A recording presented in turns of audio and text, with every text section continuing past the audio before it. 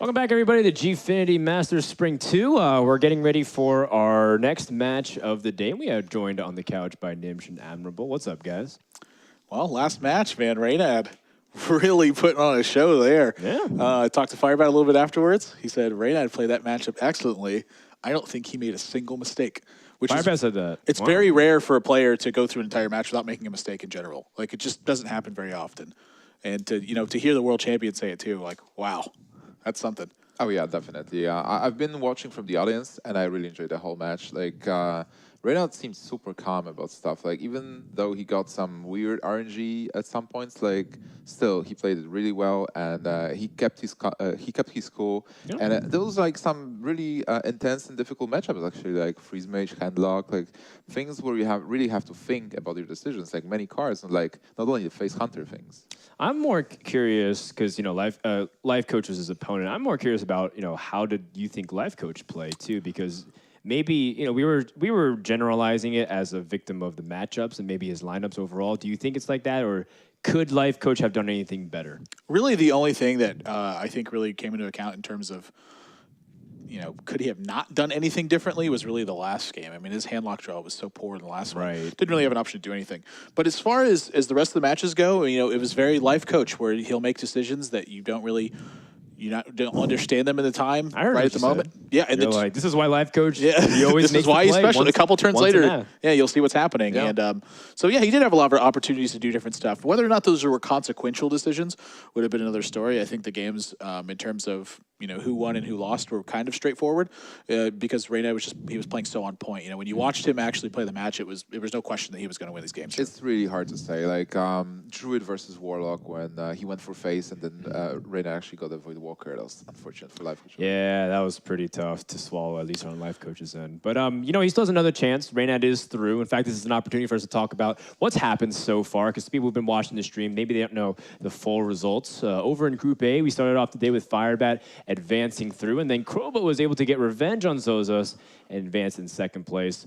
Over in Group D, we have Powder, who advanced in first place, and IB Dutch Boy from the Netherlands, able to take out Orange, who went out 0-2 in the tournament. Pretty uncharacteristic from the guy who's been on the hottest streak in Hearthstone recently. Oh man, that match! Like they went to game number 5, and it was Magmage versus Magmage, really close. But then it's actually LB Dutch Boy succeeded in beating Orange. Ah, interesting. Meanwhile, Artie and Faramir in Group B, I guess we don't know the conclusion of that series, but we do know that Airbrush defeated Movitz in the losers bracket, which means the biggest trash talker of the group has unfortunately been eliminated, which makes me sad because I think people would really like to see a guy like Movitz talk because he's got a lot to say about other players. It's really funny. I always love trash talking. I do. It's my favorite. It's an underappreciated skill in Hearthstone, in my opinion. On top of deck preparation and execution. Speaking of trash talking, Orange was actually trash talking himself. Yeah, he does that a lot, man. The Swedish has, in general, the Scandinavian region, man, a lot of self-deprecating humor. I love it. He said that he played awfully in his match, is what he told me just a moment ago. Of course, this is my first time meeting Orange, too. I'm glad that I got to meet him. Oh, you've never met Orange? Yeah, I got to meet him on his O2 performance in this tournament. It was great. How did you enjoy it? Oh, it was awesome. That's when he finally admitted that he'd made a mistake, and I was like, we did it. Gotcha. He's growing up. He is, man. He's a young guy. You know what? Fun fact, him and Airbrush have known each other for 8 years, dating back to middle school. They played Magic the Gathering, and Orange, of course, went a little bit more hardcore, and Airbrush is more casual. But now they're here hanging out again in London and playing some Hearthstone. So a really cool reunion for those guys, I suppose. A crazy amount of years. Oh, yeah, certainly. And also the guys are, right now Orange actually left Team Darkstar, but they revived. Oh, okay. I was like, Orange left. I was like, what? And then you said Darkstar. I was like, oh, okay. Yeah. No, he's still like... Just leaves Arc. He's like, I'm in O2. I'm done with this one. I don't need them. I just won 2 premier tournaments. I'm like, wow, Orange, that's pretty cocky of you, man. Yeah. Take a look at the bracket. Retiring in the blaze of glory. That's right. In the blaze of orange glory. This is how the round of 8 is shaping up so far. Firebat will play the second place from Group B. So whoever loses between Artie and Faramir and then wins versus Airbrush, that's going to be what's happening. Reynad, of course, is going to be playing against LB Dutch Boy. And that, of course, moves it to the top 4. Followed by Kroba versus the first place finisher between Artie and Faramir. And then Powder versus the winner of Life Coach versus Tang. Powder has been so consistent. throughout tournaments lately. I mean, this is the second time he qualified. That's right. People might assume he's an invite, but he's not. Yeah, the qualified players, they had to go 7-0 in the tournaments they were playing to qualify for this. Powder has done it twice, and now he's made top 8 at this event. He also recently won a big UK LAN, if I remember correctly. So Powder is really around and really consistent with performance, like both live and offline. Why do you think Powder goes under the radar so much as a player? You know, a lot of it has to do with kind of how you're going to publicize yourself. You know, if you're writing a lot of guides or you're streaming a ton, you're going to get a little bit more attention than if you're not doing those things. You know, you look at RDU, after this guy had won DreamHack, he went hardcore. He got a lot of attention. Well, yeah, for maybe another reason, but he started streaming a lot after that. And, you know, he was active on Reddit. He was constantly winning tournaments. He was making it a point to put himself out there. And even someone like Life Coach, he started doing it. He streamed just because he enjoyed sharing his thoughts with a community of players who wanted to learn. And he does it so consistently now. I mean, thousands of people watch Life Coach's stream, and he's gotten a bunch of attention. Publicizing yourself is really important from these players' standpoint if they want to get recognized as something. And I'm not saying that Powder hasn't done that, but maybe he hasn't done it as much, or he hasn't been as consistent, or maybe he just kind of is late to the party. I think you're definitely right. Like, you need to approach the community and be vocal. Powder is a player who's mostly testing with his teammates, and he's not that vocal about stuff he's doing. He's just focusing on the game and trying to be good at the game. And he is, but then like he's not that recognized. And maybe this tournament will actually give him another tournament win, and everybody will be like, all right, like Powder is winning all this stuff. Like, we can't talk to him, but we want to watch him play. He's hit #1 on Legend multiple times. He's done so well qualifying for events and playing really strong. Maybe he can continue to push it through, but it's about his teammate Faramir on Trig Esports. You know, I don't really know too much about how Faramir feels nowadays, but I know that he's worked really hard to get to where he is at the moment, and definitely one of the most friendly guys out of all the pros. He really likes getting chummy with people. So I think Faramir, people always write him off because they just recognize, they're like, oh, I saw that name somewhere in a book I read in high school, like, you know, Lord of the Hobbits or something like that. And it's like, no, man, this guy actually has a lot of personality. I really hope people can get to know him a little bit better. And he's an excellent player, too. Oh, yeah, like Faramir started a long time ago, and he had a long way to learn the game and get better at playing offline events as well. He was top 8 DreamHack Winter, I believe. Then in December, he won 2 big events. So he came a long way, and he's definitely a threat. He's also probably the only person that I think is taller than Nimsh in the existence of humanity. He's taller than Darkwonix, isn't he? Oh, that's right, Darkwonix, of course. Yeah, I think it's. I forgot about that too. Darkwonix and me, as far as like the height goes. Yeah, you guys are just so crazy, and then there's me and Admirable on the other side. Well, there's always we're keeping the average right where it needs to be. You guys are like going way above and beyond, and it's like, come on, guys, let's not get ridiculous now. 6'7" is enough. Save some of it for the share with us. Yeah, for real. Please. I can't even reach the top shelf at the grocery store. Well, you know, like while walking through the door, I often finally we can put something under your player profile on my head. Well, you know, okay, we don't have to talk too much about this, guys. But what we do know is that Faramir is a big guy and a big player too. And we're going to see if he can take that up against RDU, a player that he's very familiar with, and also a multi-time tournament champion. We're just going to give it over to our cast to get ready for this match. Who's going to go to the round of 8? We'll find out starting now. All right, guys, welcome back to the Gfinity Masters. We have RDU versus Faramir. How do you think that's going to go, Lothar? Well, you know, I might be kind of biased, right? But I will try to be objective as much as I can, especially when it comes to game knowledge here. So it really depends on the matchups.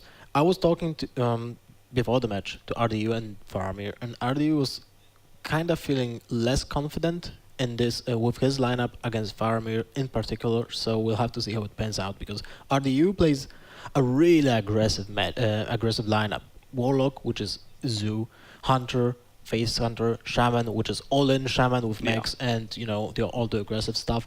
And Faramir plays the more conservative lineup, like Paladin, Rogue, and Hunter. Well, we know how the Hunter will look, but Rogue is really great against Zoo, an example.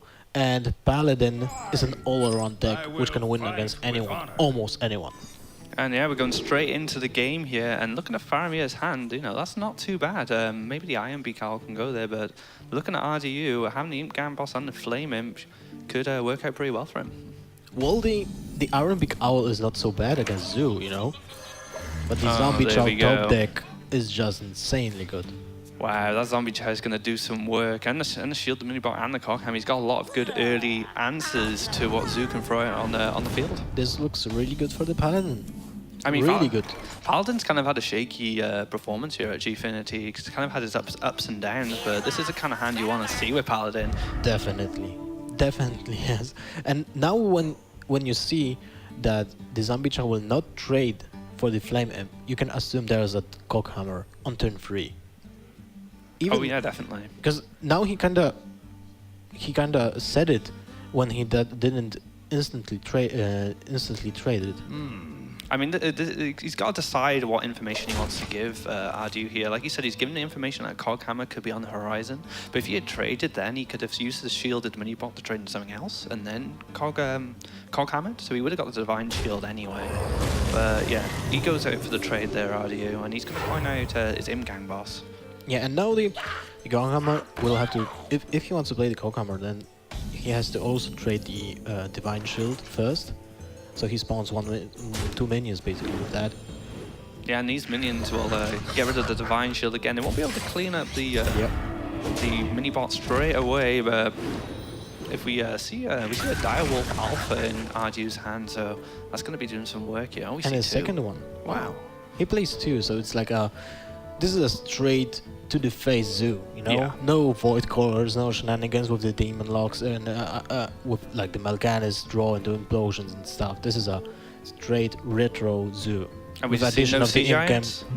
well, there was a Sea Giant back in the day when Implosion was, released, so it's still retro Zoo. Yeah, because Orange picked up Sea Giants in his Zoo this weekend, and we had Reynard playing the Dr. Boom and stuff. But this is plays the he's playing Sea Giants. The Sea Giant Zoo, but it's still a more retro Zoo than the new kind of demon Zoo, you would say. So Ardu's, what's he thinking about here? How he's gonna? Well, he can use the owl to silence and put the taunt away, right? So that's like having double value from the owl, but I'm sure he only plays 1 owl, so he wants to keep that for an example Belcher or Tyrion or a Sylvanas if something really bad happens. Yeah, I'm pretty sure Ardu's wasn't feeling too happy about this because the Coghammer just does so well cleaning up these early Zoo drops, and yeah, it's better than Fury Warx. Yeah.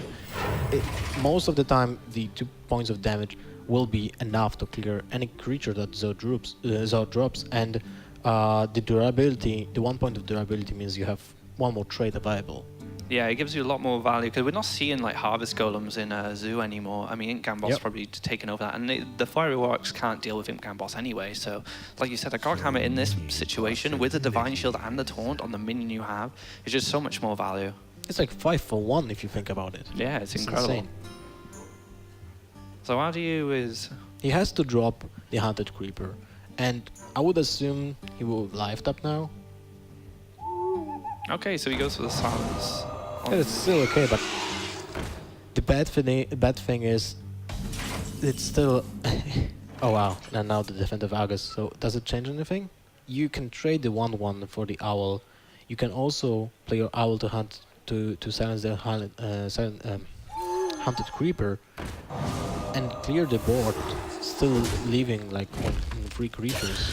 Yeah, he's setting up for a Boar Master here. He's got that in hand ready, so next turn, if Ardu can't deal with these tokens, he's going to have a massive board to deal with, and Zoo's got no momentum here, which is a big problem. Yeah. Did you see a Sea Giant come into the hand with, and followed by a Doom Guard? I don't think RDU can turn this game around. I don't think he plays Hellfire or Shadow Flame, so there's no way he can. He'd need like a Knife Juggler and an Implosion back to back, but even by then it's too late. It's too late. You will see 2 free minions basically for free, and even a Tyrion. I don't see this game turning around. You can play, yeah, exactly. You can play the Defensive Argus and Hero Power distance. So maybe if now there will be a Implosion being drawn, but then you lack the Knife Juggler. Yeah, and you can't tap for it either. Yeah. That doesn't look good for RDU here. And second power overwhelming, it's just useless. That's like a blank draw. I mean, Ardio's body language is saying a lot about how he feels about this hand and this whole situation.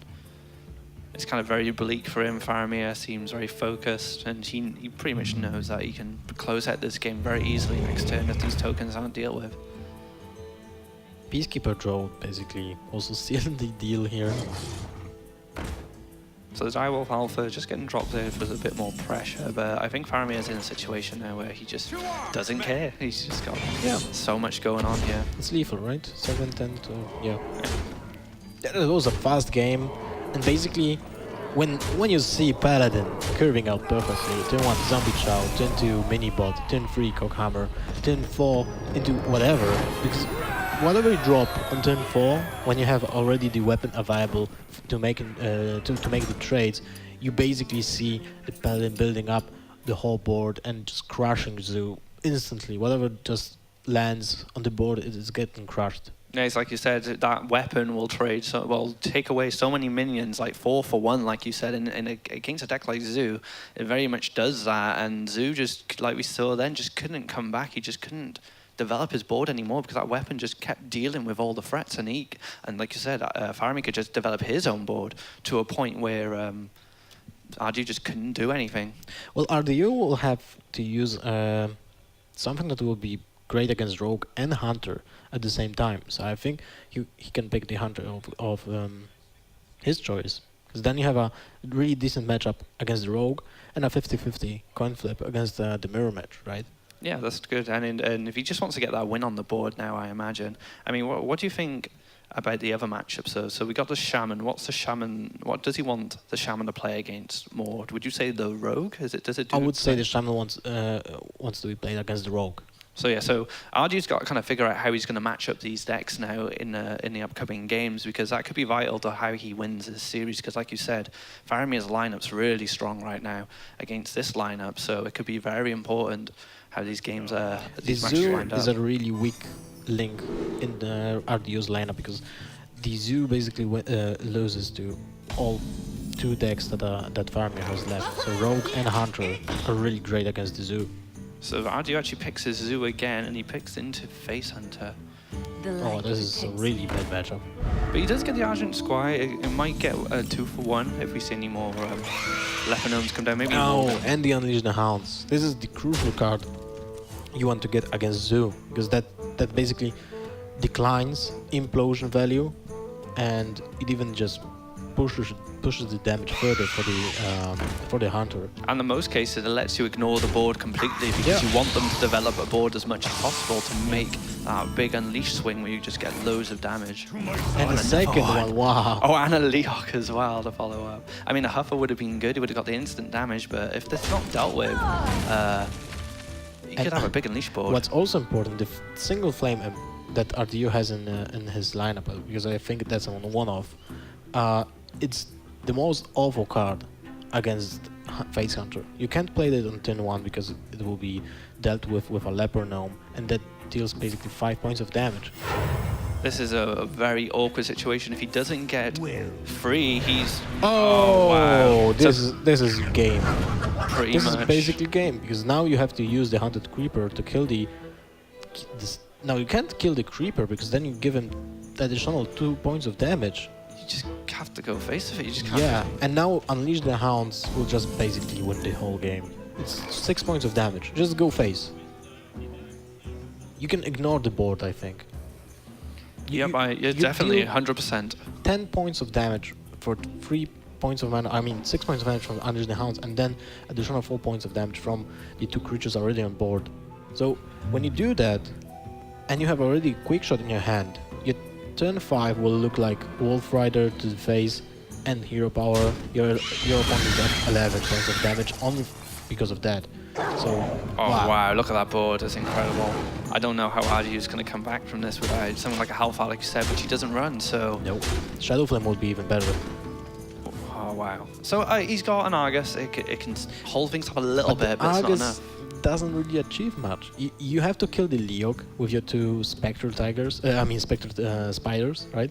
Because you want the demons to be alive, for an example, a Melganis drop, but never mind, RDU doesn't play that. So it doesn't really matter which ones he does. It doesn't really matter what you do. You will still lose in like 3 turns anyway. So he starts clearing up a little bit of the board. He still has those 2 taunts in place, but as we see from Faramir's hand, it's just You can... so... Oh, Knife man! Juggler as well. Okay, so now you just go Knife Juggler, Unleash the Hounds. Well, you will lose 1 Hound. Yeah. Because you have no space left. So maybe you just... No, you do it anyway. I mean, those 2 anyway. knives could clear up 2 of those minions straight away, and then Yeah, you'd have all those minions to straight go face. When you think about it, the Unleash the Hounds here is basically like Hunter's hero power because it deals 2 points of damage. And that's basically what you need. It goes for the... It's interesting. I would still play the Knife Juggler instead. Did he play Knife Juggler after? Oh, that's interesting. Yeah. So he lost that 2 points. He valued the Hound over the two random knives. I didn't like that, to be honest. Oh, another implosion comes out. And now both Unleash the Hounds are gone. He Now 4. can do some, but we know already that this quick shot can make quick work of this. So Wolf Rider into Abusive Sergeant. Oh, Kill Command, never mind. So it's 5 to face. Yeah. Into the Wolf Rider, I imagine. You can. Then you have 7 points of mana to use the Quick Shot, Hero Power, whatever you have drawn. So not really a big difference. No, I mean, even if he deals with the board, like I said, he's got 3 damage from the quick shot. It might cycle as well. He's going to draw into something. Even and with a heal from RDU, there's no way to turn this game around. Hunter's at 29 HP. What can you do? And then he just taps and ends the game. So Faramir takes 2-0 on a very quick game. Some excellent draws from Faramir. And Well, RDU has to win with Zoo anyway. So he was trying to squeeze the win and Yeah. just get away with it. If he doesn't win with the Zoo, it doesn't really matter if it's 3-0 or 3-2. He still loses the game. So I think he just doesn't want to be tired after a long series with a 2-3 result, an example. So maybe he just wants to try the Zoo as much as possible. yeah, that's true. And he's like you said, he's got to make a win with it. If he could have squeezed out a win, then it would have looked really good for him. He could have maybe gained some advantage in the actual series. So it's probably worth the risk going for the Zoo versus Hunter. He wasn't going to lose anything really, like you said, because he needs to get that win anyway.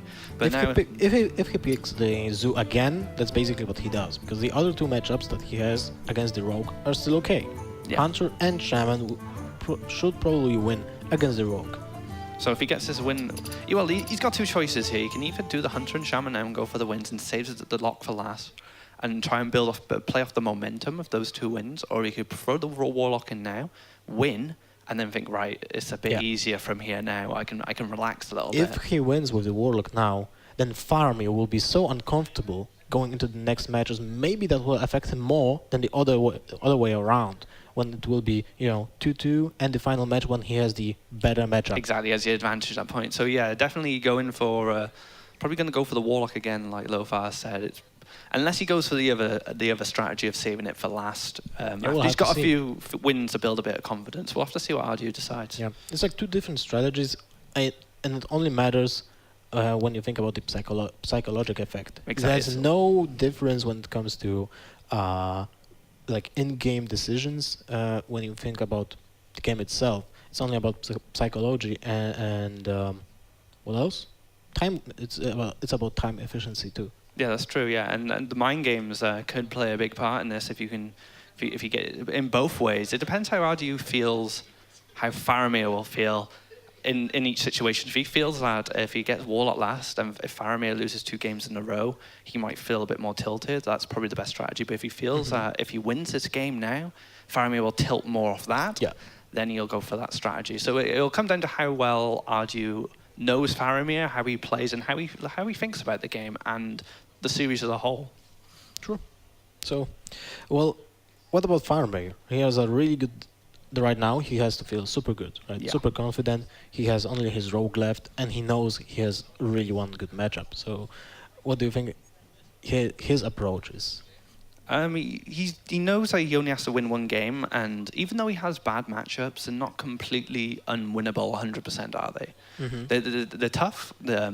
There's a likelihood he may lose one or both of them, but if he even gets a win off that, it's fine. So it doesn't matter. He just needs to just play the game now. Just pick his rogue and just keep playing until he wins.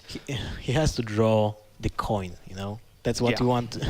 That's what you want to do when you have a rogue available. You want the coin. You want the agent. The backstab maybe to go with it. Well, RDU chooses to go with the hunter. So maybe he thinks now, right? Let's get some wins on the table. Let's see how Faramir feels if I take him to 2-2. Explosive trap and an abusive silent in one. That's not a good sign for the hunter. At all. Oh wow, that's so awful. Wow, that Two is. traps being drawn. So this really slows down RDU's deck to an extent because those scientists don't cycle those cards out for free. Yeah, it's basically like you lose not only 2 draws, but also 4 points of mana. Because if you draw 2 mad scientists, both of those creatures are basically for free, and you also cycle your deck and you fin the options that will go later into the game. And there's that coin you were talking about with the SI7. It's going to clean up that knife juggler really easily. And Faramir, he's looking pretty good here, I think. Pretty good. I think it's a great position to be in. I mean, if RDU had some better things in his hands other than the traps, I mean, it might be a bit more even. But those traps are just clogs the hand up now. And they, like you said, it makes him so much more mana inefficient.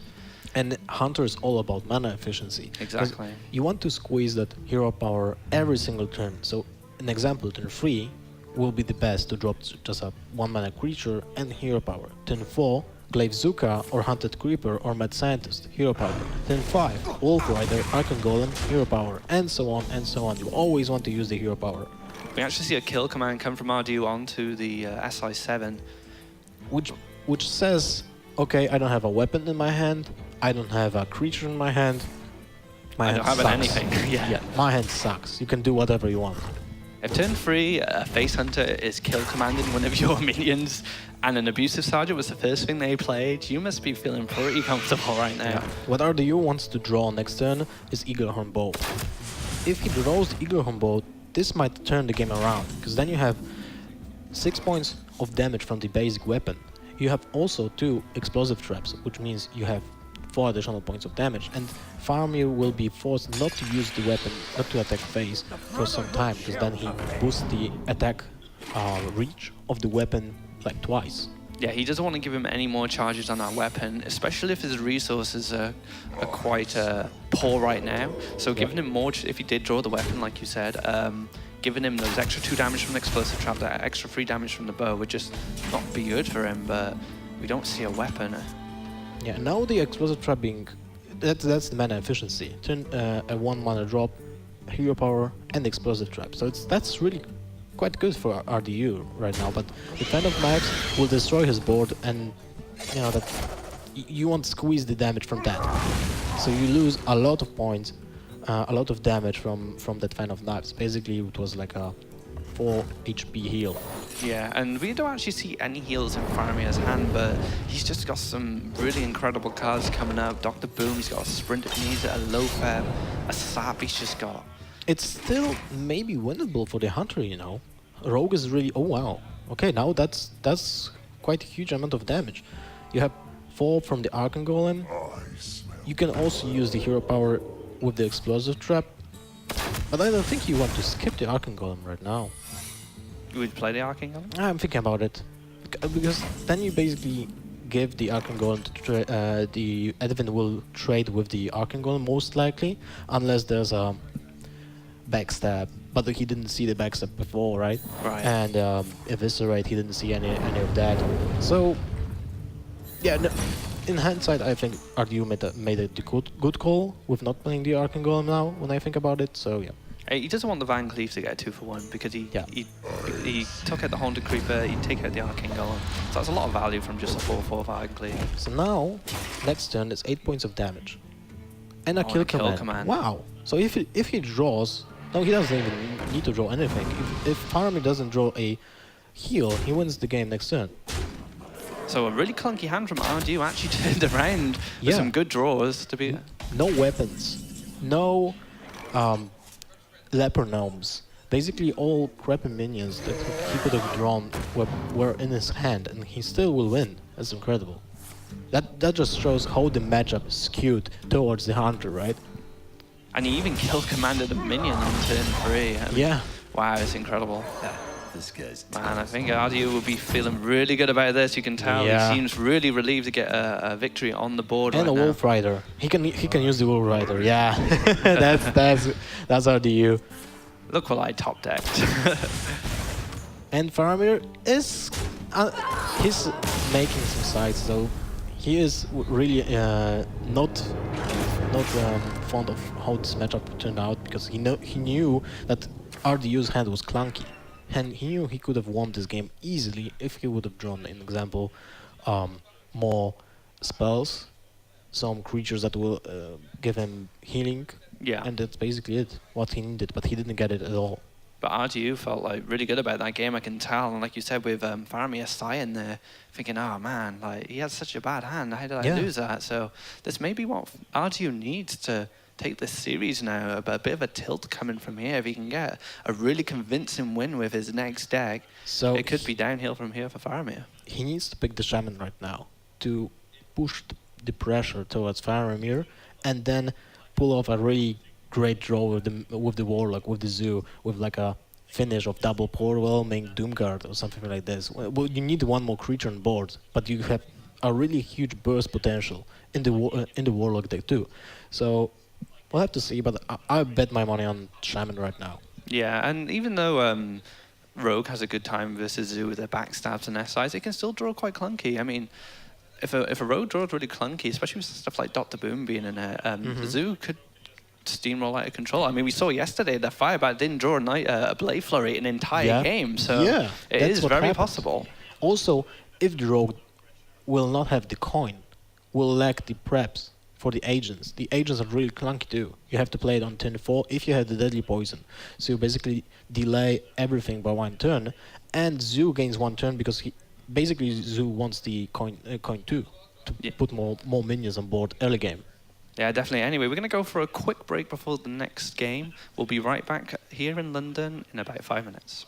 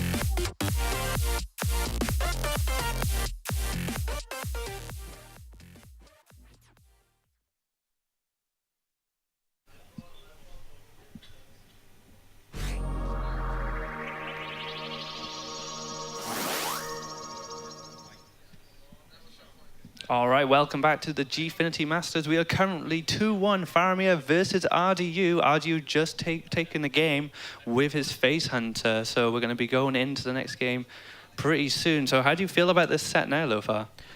Well, now it can go either way, I think. Still, the Warlock, the Zoo, has a really bad matchup against the Rogue, which Faramir has to win with just one game. He has to pull off one win with the Rogue, which which is really easy if you get the coin and the agent against the Zoo. It feels like so powerful against a minion heavy deck that is based on early game. So do you think RDU's going to be queuing up the Zoo next, or do you think we're going to see the Shaman? Well, that was what we were talking before the break. So if he would like to stick to the Zoo, it was the other. Oh yes, definitely. Yeah. Yeah. So for now, I think he will just go with the Shamans, and yeah, he picks the Shaman, which is great in theory against the Rogue because there are no taunts at all, and if he just goes face with everything, he can squeeze the win with Lava Burst, Crackles, you know. So it's Face Shaman. Yeah, Face Shaman. That's basically what it is. And he's got a pretty decent start here. He's got that Cogmaster, which will start doing 3 damage, but he also has the Mech Warper, which will help ramp some of his minions down. The most important fact is that he has the coin. This is crucial. Oh yes, like I said, so Rogue can't use any of its combo cards without using a spell first, and the coin really helps Rogue get things started with like SI7 agents and stuff, and Eviscerate, for example. Exactly. So it makes things a bit clunky for the Rogue if they don't get it. The Farseer is a really lucky pickup here because it basically until he got the Paramace. Yeah, I want to say it. There's no answer to the Farseer until we saw the top deck. That was really important, and not even the the fact that he's trading now for the Mech Warper, but the fact is that next Mech will have a boost from that Paw Maze. But the problem is you can't play around Sap. That's true. I mean, we see the Sap in Faramir's hand. He's actually hovering over it now, so he knows that the next Mech that gets buffed is probably going to get sapped. Yeah, so he can save the Paw Maze for a while. Because if he plays Fel Reaver right now, then he won't attack phase. So he will bait the sap from his hand onto the Fel Reaver. Yeah, and then next turn play another mech or maybe even the Fel Reaver, and then attack with the Paw Mace, an example. So yeah, he's like you said, he's baited out the sap here to protect his Power Mace buff. We're going to see a Van Cleef come down for 4/4, so it can challenge a few minions from the Mech Shaman. And those were actually good burns for RDU. There were no spells there, like unless you count the Rock Biter as a burn spell, but there were no Crackles there, and you want to get those as soon as possible. So none of them are high variable burn spells. Like. Yeah. Okay. Mechanical Yeti is being played. That's also good. Maybe it's not great to play it against a Miracle Rogue with Dozet and Auctioneers, but you know that Faramir doesn't play that. So he just slams down. Yeah, you have to slam it. And now RDU will just play the Lava Burst on the Emperor, I think. And the value of the Emperor was not even that high, you know? Although he did pick up Dr. Boom for next turn, I'm pretty sure he's going to want to play that next turn. Yeah, really smart play here with avoiding using the Lava Burst because you don't want to get overloaded for the next turn, as you said, and play the Dr. Boom. Doomhammer. Wow, that's unlucky. That's 16 points of damage against Rogue. And the Fire Elemental's gone as well. Well, the Fire Elemental is not so important, but the Doomhammer was really crucial. Yeah, oh yeah, definitely. I mean, the Fire Elemental's pretty good for cleaning up some of the smaller minions of the Rogue. But yeah, like you said, that Fire Elemental's... Doomhammer is like instant. That's 8 damage, isn't it? Just. To be honest, I didn't like the Fel Reaver because you just saw the Emperor, right? So Faramir can drop the whole hand, and he even got the spare part from the Yeti. So you basically give him another card to play. That's like game losing minion here. How many? Oh, I wish we knew how many cards he had left. It's like 5, I would assume. I think he will be basically at the bottom of the deck after those two cards are being played. Oh, here we go. So RGU potentially has to use what he has in his hand to win this game now. Yeah, that's it. He has no cards left, turn 7, and RGU has no deck left. What? That Faramir was awful, man. Awful. So everything he has in his hand is the damage he needs to deal to the rogue. Does he actually have enough damage between? He can't even, raise here. He has to use he has to raise, but he will get fatigue damage each turn. So he has to play a Neutron, go face with everything. I think you have to a Neutron, Spider Tank. This is so weird. And just go face, I guess. You have 9 points of damage right now. 14 with the Lava Burst. So I don't know. I wouldn't kill the Thalnos for sure, because you want to give your you want to squeeze that additional point of damage, and your opponent has to sacrifice it to get the additional draw. Yeah, that's true. And those boom balls on their own, even when they do get taken out, they can do damage all over the place. So he could rely on that 1 damage now, and then the extra damage from the RNG, which will be certainly put in a situation of using anyway. So he just goes for a totem here, finds a spell power. 6 damage. Will he use it on the Violet Teacher? Wow. Did you just go for face now, surely? Otherwise you just don't win. You can time remind the Dr. Boom next turn to spawn additional boom bots, It's also an idea how to play this game. But I assume playing all phase is way better. Sprint would be pretty decent right now, so he gets the backstab. Does it change anything? It's 3 points of damage, so you can't clear the Dr. Boom easily, I mean. He does have an option to cycle with the Thalnos now. And he seems to he want has to do that first. And another second backstab. Wow. Now he can clear the Dr. Boom. And spawn some tokens. Yeah.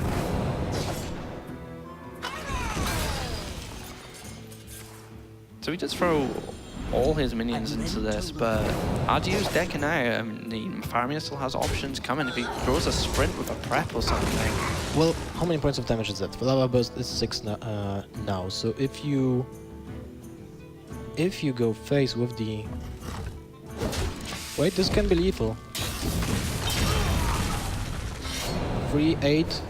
RDU needs to throw 3 with the bomb to have lethal here. I guess he's gonna go for it. Oh, this is tense. And look at RGU's face. And it is 3. Even 4. Wow. Shots fired as well. That was an amazing game. Wow. I still feel like the Faramir was one of the worst decisions he could have made on turn 5, right? Or it was turn 6, I Especially think. with all those cards in his hand as well. Yeah, So it cheap. didn't make any sense. Like, especially with the Yeti, when you gave the another card to your opponent, and you saw the Emperor being played, so he could have dropped everything in his hand. It was so hilarious. So RG was feeling really good about that. He clutched out of a really, really tough game, and the Faramir just does not look impressed. Biting his nails here. No, that didn't happen. What? So this could play a major advantage to RGU now, having Faramir probably feeling a bit shaky after that last game. He had everything he needed to win, but a bit of RNG went in RGU's favor. Double backstab, back to back. That's... Sprint, anything would have done, but double backstab just wasn't it. He needed Farseer. A heal bot if he has one. I don't think he plays heal bots, but Farseer would be great, and Eviscerate would make sense because you kill the Spider Tank, and basically you heal yourself as much as Farseer would heal. Yeah. So we got the Rogue. And he has the coin and a backstab. He must be feeling good about that. Yeah, he has to be feeling good. Nadu's not too bad. He's got a squat. He's got a 1-drop. He's got an Imp Gang boss, which the Imp Gang boss is really important. It could prove a bit of trouble for Faramir if it starts spawning. Double backstab, double 10 of knives. What? I think Faramir is sick of seeing so many backstabs, but they will. They And will a do foul some work. nose. That's important. You need a prep for that. But the egg is a really great draw here. So the egg does protect his board from some AOE, Yeah. mirror effect damage, because it will pop into a 4/4. Which Rogue, if he can help it, we'll just leave that egg alone until Faramir RDU forces it to be popped with, say, a power overwhelming or something. Yeah, Imp Goes being played like turn 3 instantly. No big surprises here. I was thinking for a second about the Direwolf, just to squeeze the damage in, but I think it doesn't make any sense. We need to see a prep from Faramir, I think, because it'll A definitely deadly open. poison. Or a deadly poison, yeah. A deadly poison or a prep will open some options up for him. But Well, right, oh, sorry, go on. I'd just say right now it's just looking just a bit clunky for me. He has a lot. He has the removal in hand, but he just needs some extra things to go with it. What about Falnos? You backstab the egg, then you can play coin, backstab the Imp Gang boss, and Blade Flurry then. You deal 2 points. Maybe that's an option? Because you have to clear the board as soon as possible right now, so damaging the egg is telegraphing board clears next turn, and the board clear is capable of killing a spider. Yeah, that's true. And like you said, he's got the Falmos, the fan and the backstab now, so he can clear. I think he needs to. What about the Hunted Creeper right now? Yeah, it just gives him a bit of board security, even if he does clear everything. I mean, it might get him to blow another backstab on that. Oh, That was the prep. And this is what we were talking about. Falnos. Or Drake. No, Drake makes no sense. So Falnos, Fan of Knives. You kill the Hunted Creeper. And then you play Prep, Fan of knives. Fan of Knives, and you kill the whole board because you also backstab the spider. Oh wait, he's going for the Drake play. What? Does it make any sense? Okay, so he's going for the... Well, he will clear the whole board anyway, but I would like to see the Falnos rather. Job's done. Okay, so Fan of Knives gonna come down here, clear up most of the board. He's still gonna get ones. And I was feeling the Falnos was better. It would have cleared the whole board, right? Yeah, he needed to get rid of that Haunted Creeper. Giving 1/1s is quite dangerous for Zoo because of stuff like Power Overwhelm and Direwolf Alpha. This is what Zoo is so good at, making really good trades with cards that buff these little creatures. I mean, look at this. He traded 2 mana for 5 there. I think that was a misplay by Faramir. We're right? He could have cleared the whole board with the Falnos because he gained 3 points of mana. Because he Falmos, backstab, fan, backstab, fan, right? Yeah. And he cleared everything. So he does still get a board clear here. But I don't know if it'll matter too much, because Ardy can just recharge his board straight off the bat. Yeah, and the ball rolling is still in the hand, which is super important. Because this is sometimes Zoo's burst just comes from overwhelming and doom. What about sacrificing the Falnos? Maybe it could have changed something? Do you think Faramir is feeling the pressure now? I'm not sure what's happening. So you go face with everything, right? Oh, you can. I don't know. I would have just played everything face, ignore the board. You will deal 6-8 points of damage. Yeah, you'd have to go face here. So you have dealt 2 points of damage more. Would it change anything? Now, wait, 2 points of mana Yes, it for the would. dagger, deadly poison, and oil, and you have no mana for the Blade Flurry. So this kind of sucks. Going You back to want your mana previous point, though, if he'd done an extra 2 points of damage to the Void Walker, when the egg popped, he would have had 4, and he could have overwhelmed that if it stayed alive and hit him for 8. So he would have been beaten if he had decided to go for that. What he needs right now is an Abusive Sergeant. Yes. An example.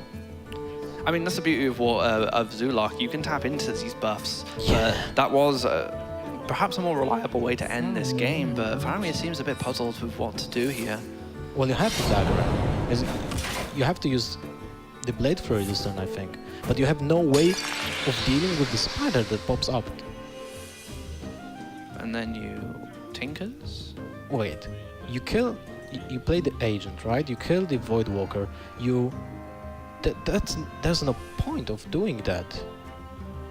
There's the spider always around. You're so... Oh, we're putting the pressure on him with this rope with a bit of spam. This guy's... So you will trade the Emperor for the Doomguard. And he will not use the Blade Flurry this turn. That's it. So that's... Abuser Sergeant is lethal. Nope. So you tap.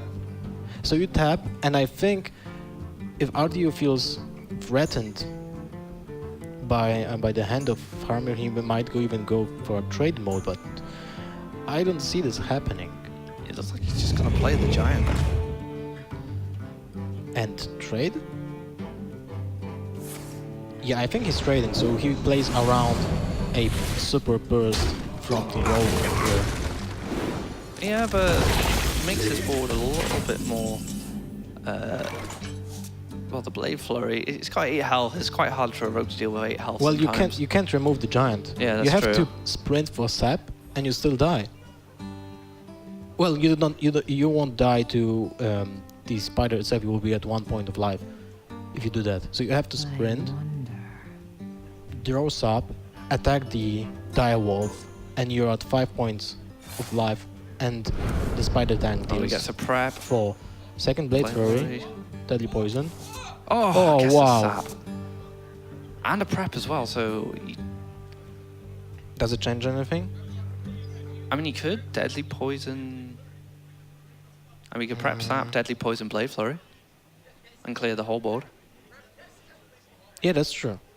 That's actually true. Yes. Yeah, because So- I forgot that the one Blade Flurry is for 1 point of mana. Yeah, Prezi goes to the prep sap. Too soon. I mean, he's fighting for survival here. I feel like he needs to do this to make sure, because he just forces RDU to recharge his board with tap in. And he can't replay the Sea Giant. This is for 10 points of mana and you lack a creature. Implosion, that's the worst draw ever. And a creeper. No, you don't Implosion, play. You your don't. own creature. You're not implosion. Your own creature. Don't do it, Radu. No, no. Why would you do that?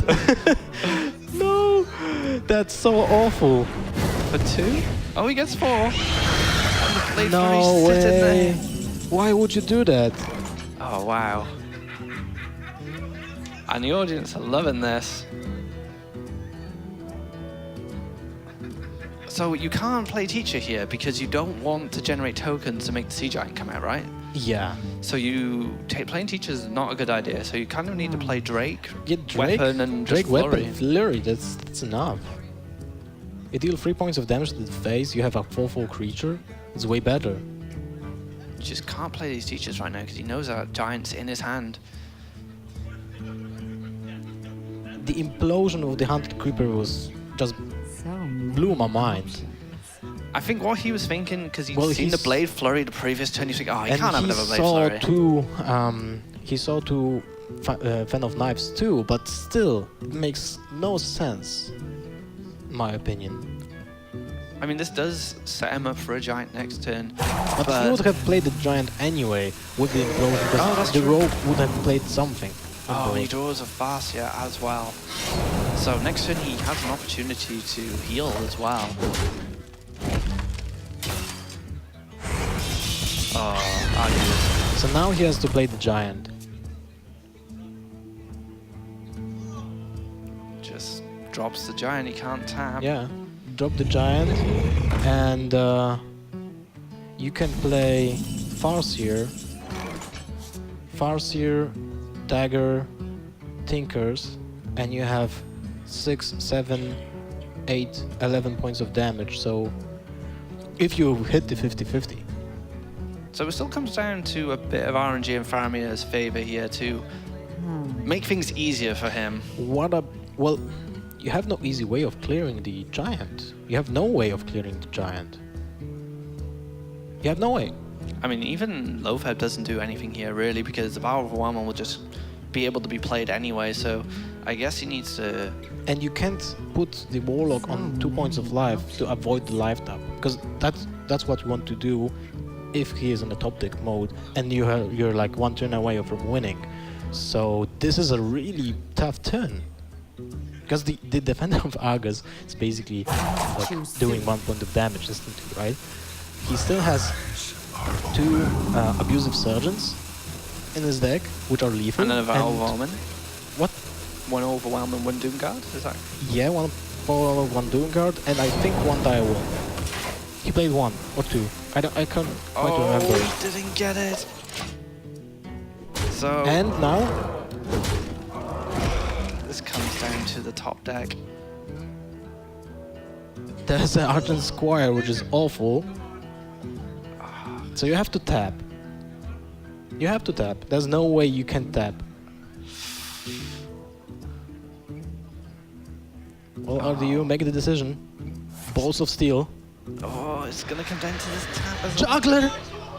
No way! Where's his knife gonna go? It just needs a hit face. Oh man! No way that just happened! Faramir is crushed! This game was unbelievable. Misplayed by both players, I think, but this is so funny. I can't wait to hear the analysts, what they have to say about this game in particular. First of all, the Falnos on turn 4. I think that was really needed. He played the Drake just to be cleared by the minions that were left on the board, and now at the U, the implosion on your Haunted Creeper, in my opinion, didn't make any sense. But he went for that and he won the game. It all came down to a knife off the knife juggler. He had 2 shots at it though, and 3 shots. Oh yeah, 3 shots. Yeah, of course. Oh no, wait. No, two shots. Yeah, 2 shots. 2 shots with 33% each. Wow. That's probably my favorite series of this tournament so far. It was intense. I mean, Faramir we were on paper, we were saying Faramir's got this, and then all of a sudden RDU just comes back like so aggressive as well. It's excellent game. Like a hot knife through butter. Oh wow. So this is the mark of a champion. RDU has won many tournaments and these. Yeah. You know what's funny? That the most entertaining matches are the ones where players are misplaying, and RNG is a huge part of it. So it's just a lot of clutch moments where you just like. We just lacked a Ragnar's 1-7 hit or whatever, something like that. And so we're going now to the analyst desk. Thank you for watching. This was a really exciting match, and we'll see what the analysts have to say about that. Man, I love that series. That was so funny, man. Everything about that last 15 seconds of what everything was cutting up until Lothar and Agua was just, that made the tournament for me. Nerve-wracking. That was awesome. Reactions of players were golden. Like RDU just showing this. Yeah. and Faramir like crushed because it was so nerve-wracking, like the last moments, and then the juggle to the face. I hope they had the DSLRs on the players, because that's like esports montage type of reaction, right? Where the guy like takes off the headset. He's like, yeah, really good. That was awesome, bro. That was great. Well, RDU, not only did he win, it was how he won. The fact that he got the juggle on top of being down 0-2 and had to defeat Rogue 3 times. With a matchup, Zoo versus Rogue can be really tough. So, like, you know, a very good job there by RDU to be able to pull it back. Admirable. Let's talk a little bit about something. What are some of the moments that stuck out to you in that series? Well, really, the biggest one for me in the whole series was RDU misplaying the last Mech Shaman turn, where it's the second to last Mech Shaman turn. No, it was the very last turn. Okay, I don't. Feather Reaver on board, Mechanical Yeti. No. That is a big mistake, I think. But I think this one is just 100% a mistake. There's no debate to this one. He should have time rewinded his spell power totem and then rolled to try to get another spell power totem. Then he could have replayed his spell power totem. That would have made Lava Burst 7 damage instead of 6, and that would have increased the number of times that the Boombot is lethal to face. Oh yeah, that you are actually right. And there was this turn that I mentioned with Mechanical Yeti. You always had some doubts about that. That's the play that stuck out to you? Okay. Well, I mean, like, it's the one that sticks out to me is, like, this is an actual, like, literal mistake. Right. I guess trading you can always make an argument. He has for 90 seconds to think through the turn, and he played it so quickly that hey, slow down a little bit. Is this more because it's really hard to find a mistake throughout the rest of the series? That's the one thing that you figured out, or was there generally because you were talking about how maybe some of the trades he was taking, he should have gone more to face. That would have put more pressure on Faramir, but of course, then it would have allowed Faramir more options. Yes, I mean that's always going to be stylistic and dependent on what you think is going to be happening here. But the turn where he had a 6/7 mechanical Yeti, and he had just played a Fel Reaver, and he's facing down an Emperor Thaurissan, and the way that his hand context is, he's gone all in at this point. He's relying on getting face damage.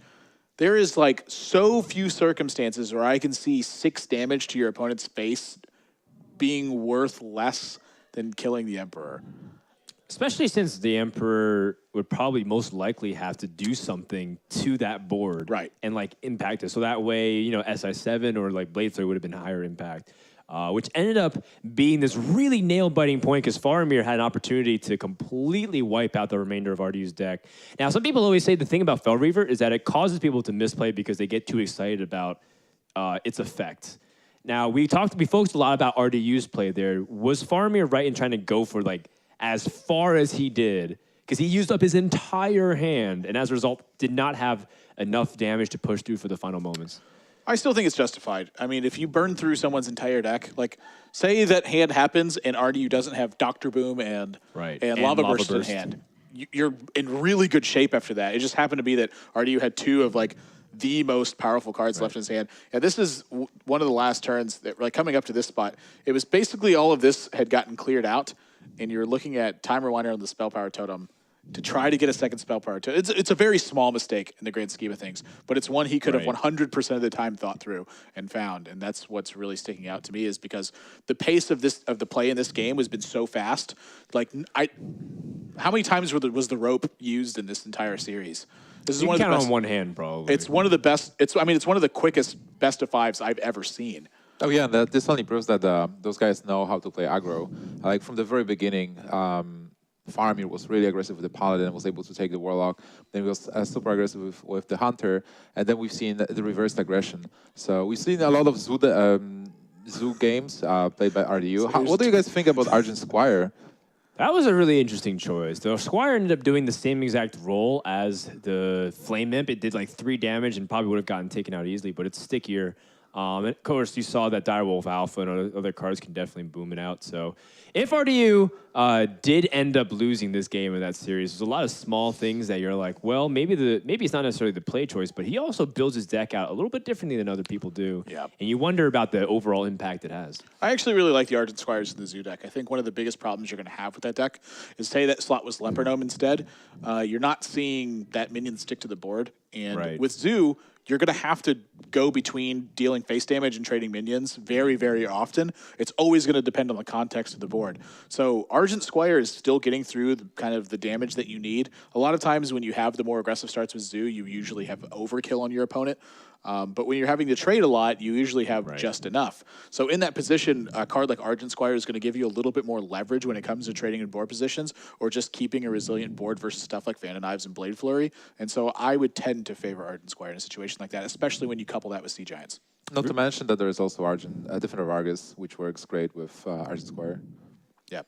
All right, we have another replay coming up here at the end of the 5th game just to show you the tense moments where RDU had to implosion his own Haunted Creeper. And we were like, wow, how could you do that? But then, of course, it's one of those things where just like you were mentioning, Nib, she just went through Fan of Knives and Blade Flurry. What's the likelihood of him having it that card again? Yeah, this situation in total is really interesting because RDU by this point has seen double Fan of Knives, 1 Blade Flurry, so he gambled that there is no Blade Flurry. And on the other hand, Faramir couldn't play the Violet Teachers because he knew that there is a Sea Giant in the hand. Right, you don't want to build up too many tokens either. Yeah, exactly. So it was a very delicate end of the series, nail-biter for both players. That's why Faramir was so crushed when he lost, and I'm sure if Faramir would win, if the juggle would actually miss, RDU would be so as crushed as Faramir at the last moments. Well, the missed juggle wouldn't have necessarily ended the game either. I mean, 33% chances. Right, and that's like a 0.55% repeating, of course, percent chance to succeed. And even if he didn't, though, the Argent Squire it would tank a lot of damage from the minions. It wouldn't mean that Rogue was guaranteed to kill, and therefore maybe RDU could have still picked up Doomguard or some other thing to guarantee. Maybe a minion would have stuck and Rogue couldn't kill everything without taking too much damage. All these different factors definitely played into it. Of course, everyone's going to focus on that knife juggler portion to win.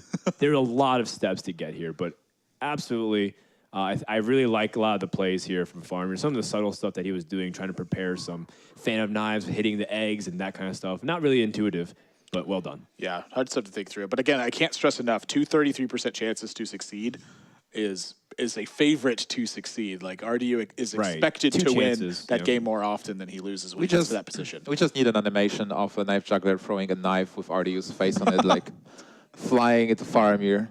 Yeah. Finish the game. This was really fun, too. And, of course, it was one of those things where it's like he could have barely survived, maybe, or try to go for it. He almost had the opportunity to even put his opponent out of tapping range, too, which was crazy. If the oil landed and he was one more point of damage, he would have put him at stopping point, right? 2 health. I think he would have 3. Like, I already was at 14, and he was able, like, here he is able to deal 11. Yeah.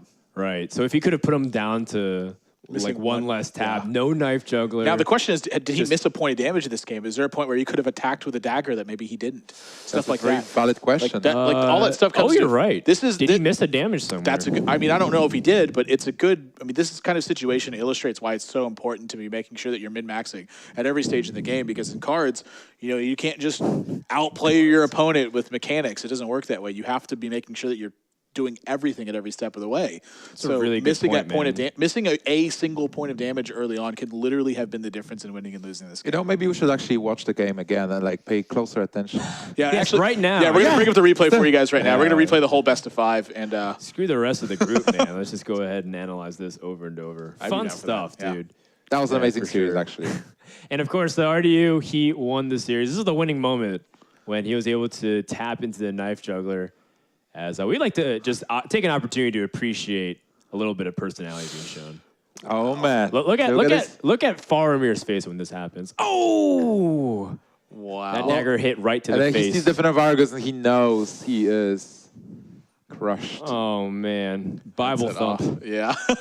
But he's not eliminated yet. No, but how can you be that close? You're up 2-0 and you're in the winner's match and guaranteed top 8 from that point on, but now you're falling over and you're not sure if you have the guarantee of advancing it to beat Airbrushed. And that's actually tough. Airbrush is a guy who's practicing with Orange a lot. He's practicing with Freaky and the Team Darkstar. All right. Well, guys, that was a really fun analysis segment, but we're pretty much out of time here. We got to move on to potentially the last match here. I think it is actually the last match of the day. And so we're going to take a few minutes. When we come back, we're going to see the conclusions of groups B and C. So don't go anywhere. More action continues right after this commercial.